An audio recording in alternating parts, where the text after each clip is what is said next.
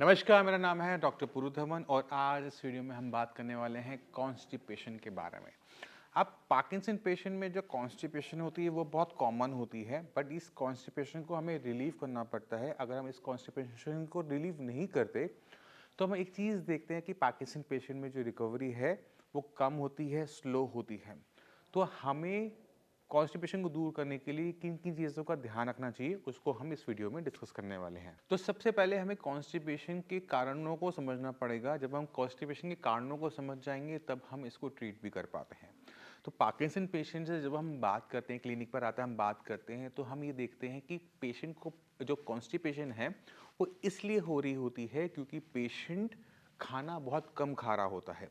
अगर आपका patient Parkinson, आप खुद पेशेंट हैं या आपके घर में कोई पार्किंसन का पेशेंट है, तो आपको सबसे पहले उनके खाने पीने पे ध्यान देना पड़ेगा कि दिन में वो कितना खाना खाते हैं, क्योंकि जितना हम इनपुट करेंगे उतना ही आउटपुट भी होगा, उस हिसाब से आउटपुट होगा। अगर आपने दिन के अंदर एक बार खाना खाया है या दो बार आप खाना खा रहे हो, दो रोटी खा रहे हो, दिन में चार रोटी खा रहे हो, खाना ही कम खा रहे हो, तो हमें देखने को मिलती है कॉन्स्टिपेशन, क्योंकि जो मल है, स्टूल है, वो बन ही नहीं पाता।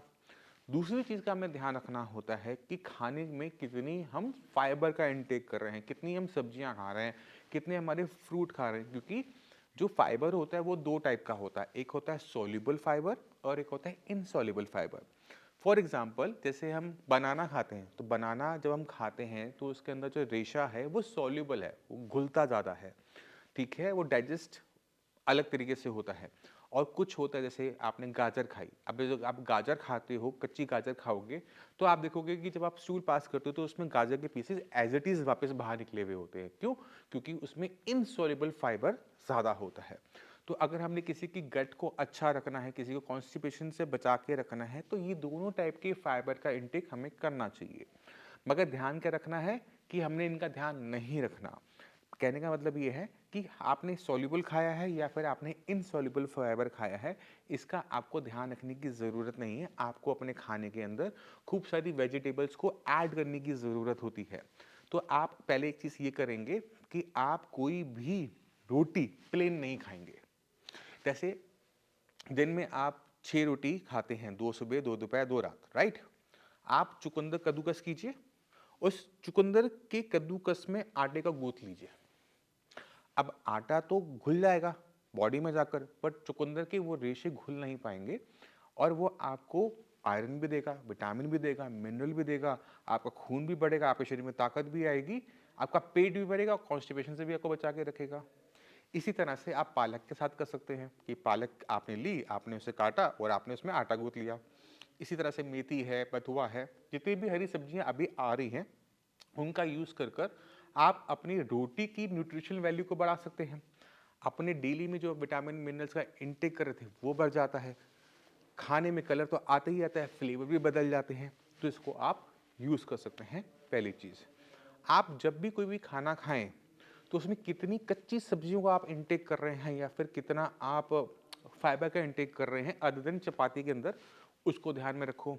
तो थोड़ी सी खीरी की प्लेट बना ली, प्याज की एक प्लेट बना ली, या फिर आपने गाजर मूली का एक हमने प्लेट बना ली। तो हम क्या करते हैं, एक ग्राई खाते हैं, थोड़ी सी गाजर खाते हैं, फिर थोड़ी सी एक ग्राई खाते हैं, फिर थोड़ी सी गाजर खाते हैं। तो चपातियाँ तो हमारी इनटेक कम हो जाती हैं, बट हमारी बॉडी के अंदर फाइबर अच्छी मात्रा में जाता है, जिससे हमारी कॉन्स्टिपेशन की दिक्कत खत्म रहती है। एसिडिटी, जो हम एसिडिटी एसिडिटी करते रहते हैं, छाती में कुछ फंसा हुआ है, जलन हो रही है, खट्टे पानी मुंह में आ रहा है, वो भी खत्म हो जाता है, क्योंकि हमारी डाइट के अंदर बहुत ज़्यादा फाइबर जा रहा है। इस चीज़ का ध्यान रखेंगे।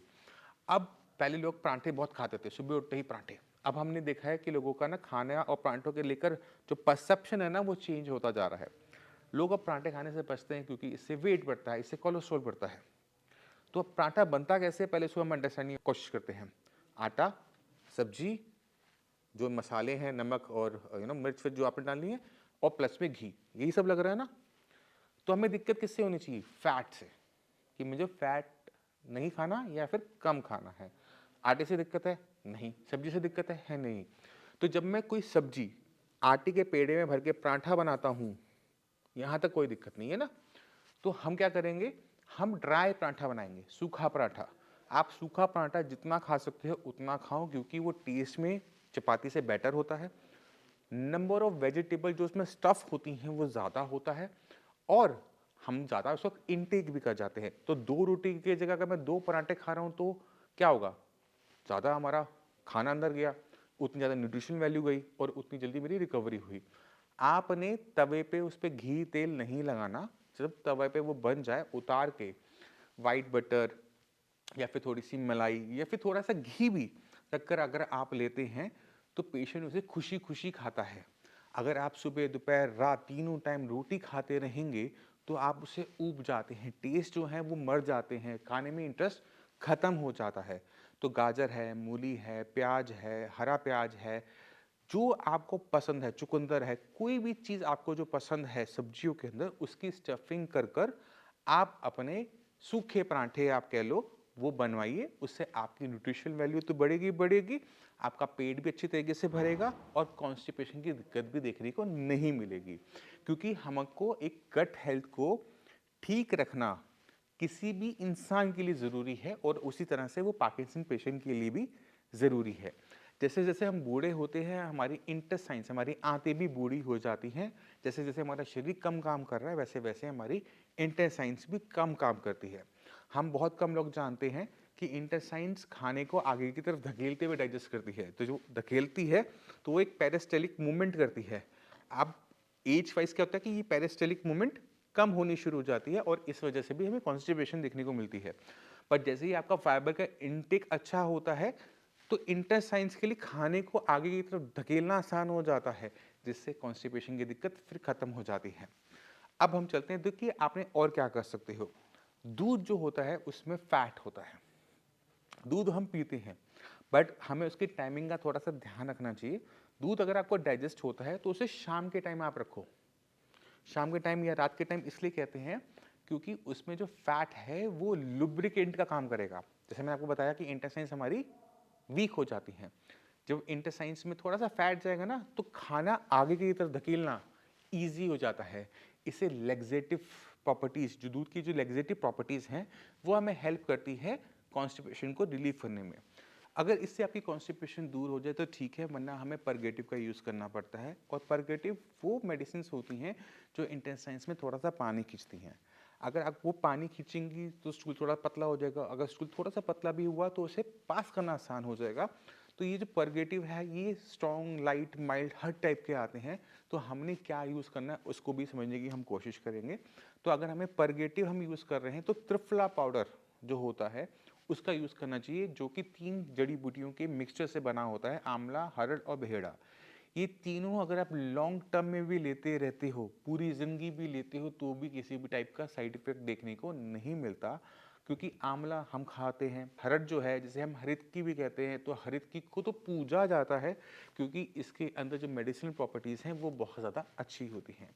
तो हरड़, आंवला और बेहड़ा इसका जो कॉम्बिनेशन है, त्रिफला पाउडर 2 चम्मच रात को आप गर्म पानी से लोगे तो कॉन्स्टिपेशन आपकी दूर हो जानी चाहिए। और क्योंकि ये बहुत सेफ है इसको हम बहुत लंबे टाइम तक यूज़ कर सकते हैं। इसी वजह से जितने भी डॉक्टर्स, एलोपैथिक डॉक्टर्स हैं, जब कोई सॉफ्ट वैक आपको दे रहे होते हैं तो जो सॉफ्ट वैक हम जो सुनते हैं वो आयुर्वेदिक प्रिपरेशन होती है जिसके अंदर इसबगोल, त्रिफला और सनाई जैसी चीज़ें मिक्स की जाती हैं। जैसे मैंने बोला कि सनाई और त्रिफला।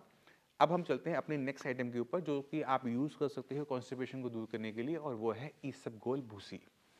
अगर हमारा खाना इंटेक कम है तो हम इसबगोल की भूसी को यूज़ करते हैं तो वो बल्क फॉर्मेशन करती है। यानी जो फाइबर हमने खाने से नहीं लिया तो हम क्या करते हैं, हम 2 चम्मच इसबगोल भूसी लेते हैं जो कि पानी की वजह से फूल जाती है और वो स्टूल को तेजी से बना देती है। पर ध्यान रखने वाली बात यह है कि इसबगोल की भूसी के जितने फ़ायदे हैं उस हिसाब से उसके नुकसान भी है, क्योंकि उसके अंदर ताकत 0 है। वो 100% फाइबर है, उसमें ताकत ना के बराबर होती है। तो जब हम ऐसी चीज़ें कोई खा रहे होते हैं तो पेट तो साफ होगा बट हमें ताकत नहीं मिल पाएगी। इसलिए मेरा जोर हमेशा सब्जियों की तरफ होता है कि अगर आपने फाइबर ही लेना है तो क्यों ना हम सब्जियों से ले लें, राइट। तो अगर आपकी सब्जियां कम खा रहे हो तो थोड़ी सी इसबगोल की भूसी लेकर आप बल्क फॉर्मेशन करके यानी स्टूल को बनाकर आप पेट साफ कर सकते हो।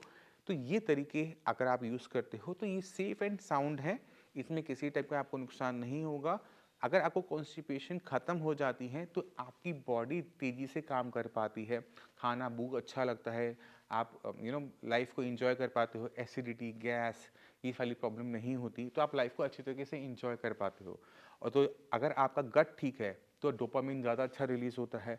और अभी एक रिसेंटली स्टडी भी आई है जिसमें ये बताया गया है कि आपका गट और आपकी मेंटल हेल्थ आपस में कनेक्टेड होती है। तो जिन लोगों के कॉन्स्टिपेशन बहुत लंबे टाइम से आ रही होती है, हो गए 2 साल, 3 साल, 4 साल, ऐसे लोगों के अंदर हमें पार्किंसन ज़्यादा देखने को मिलता है और पार्किंसन की वजह से कॉन्स्टिपेशन भी होती है। तो कॉन्स्टिपेशन को तो दूर तो करना पड़ेगा। तरीके मैंने आपको बता दिए, करने आपको पड़ेंगे और सबसे अच्छा तरीका है वो है खाना, मेडिसिन नहीं है। खाने से प्रॉब्लम दूर हो जाए, वेरी गुड, नहीं होती है तो मेडिसिन का तो रामबाण इलाज हमारे पास है ही, तो उसको हम यूज़ कर सकते हैं। तो मैं उम्मीद करता हूँ इस वीडियो से कॉन्स्टिपेशन को कैसे दूर करना है पार्किंसन पेशेंट में ये आप बहुत अच्छी तरीके से समझ गए होंगे। फिर भी माइंड में कोई भी डाउट रह जाए ना तो आपको झिझकने की ज़रूरत नहीं है।